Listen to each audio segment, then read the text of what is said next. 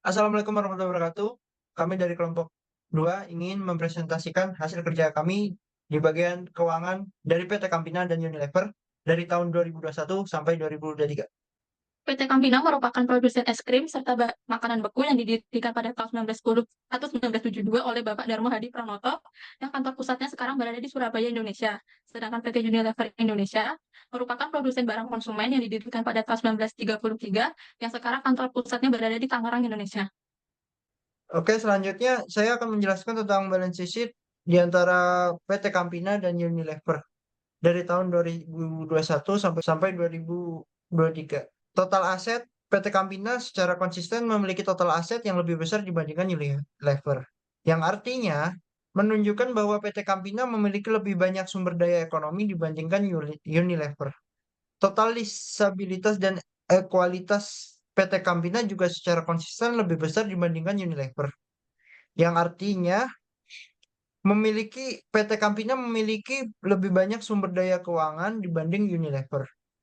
Ekuitas PT Campina juga secara konsisten lebih besar dibandingkan Unilever pada tahun 2021 hingga 2023.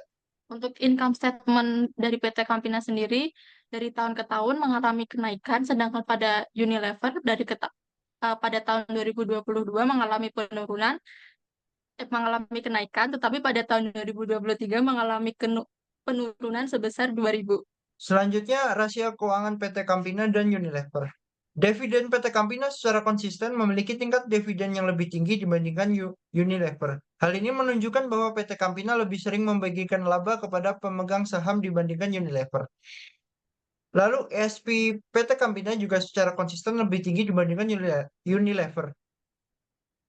Hal ini menunjukkan bahwa PT Campina lebih menguntungkan bagi pemegang sahamnya dibanding Unilever. ROE PT Campina juga secara konsisten lebih tinggi dibanding Unilever. Sedangkan Unilever hanya 21,43%. Hal ini menunjukkan bahwa PT Campina lebih efisiensi dalam mengambil laba dari sahamnya. Untuk shareholder dari PT Campina sendiri, untuk pemegang saham terbesarnya ada pada Sabana Prawira Wijaya sebesar 83,94%, diikuti oleh Publik sebesar 7,97%, selanjutnya yaitu Justiani sebesar 5,06%, ada Hendro dan Listigiani sebesar 1%. Untuk PT Unilever sendiri hanya dipegang oleh dua, yaitu Unilever Indonesia Holding BV sebesar 85%, dan Publik sebesar 15%. Ya, selanjutnya kita akan menjelaskan tentang perhitungan saham. Bisa dilihat dari expected return-nya di sini bahwa return CAM lebih besar daripada return Unilever. Yang artinya jika kita investasikan saham di PT Campina, resikonya akan semakin tinggi.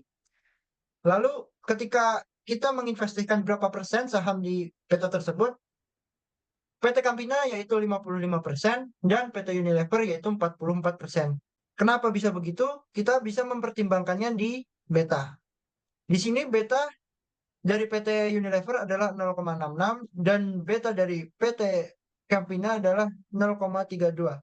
Yang artinya bahwa beta yang paling besar bisa diartikan sebagai lebih sensitif terhadap pasar. Di sini beta yang besar yaitu Unilever. Berdasarkan beta dan saham tadi, untuk yang paling tinggi itu berada di penurunan harga saham serta gangguan rantai pasokan. Yang actionnya yaitu diversifikasi sumber bahan baku, meningkatkan efisiensi operasional, memperkuat strategi pemasaran dan branding, memantau kondisi ekonomi makro dan mempersiapkan strategi mitigasi risiko, serta mengembangkan strategi mitigasi risiko untuk menghadapi gangguan rantai pasokan. Untuk risk matrix dari PT Unilever-nya yang paling tinggi yaitu berada di penurunan harga saham serta manipulasi pasar. Untuk action-nya yaitu meningkatkan kinerja keuangan perusahaan untuk meningkatkan kepercayaan investor, melakukan program buyback saham untuk mengurangi jumlah saham yang beredar di pasar, serta bekerja sama dengan otoritas terkait untuk mencegah dan menindaklanjuti praktik manipulasi pasar. Untuk kesimpulannya, berdasarkan perhitungan saham, beta, risk matrix, serta analisis laporan keuangan, PT Campina lebih baik jika dibandingkan oleh PT Unilever. Sekian. Sekian dari kelompok kami, kurang lebihnya mohon maaf. Wabillahi taufik walhidayah. Wassalamualaikum warahmatullahi wabarakatuh.